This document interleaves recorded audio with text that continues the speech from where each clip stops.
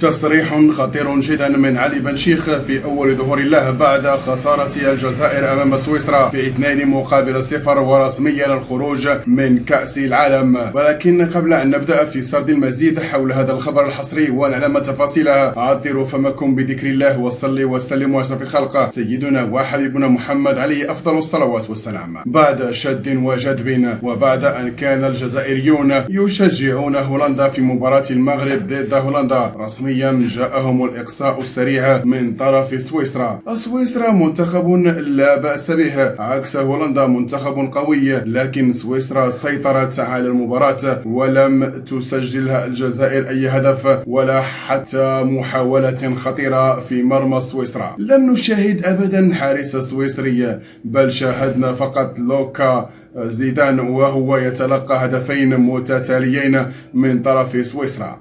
بهذا الصدد يرى مراقبون بأن علي بن شيخ بدأ يذرف الدموع داخل بلاطوات جزائرية هو ومن معه. محللون جزائريون بكوا البارحة في الليل وما زالوا يبكون حتى الآن نظرا لخروجهم من المونديال، والباقي إن شاء الله منتخب الساجدين.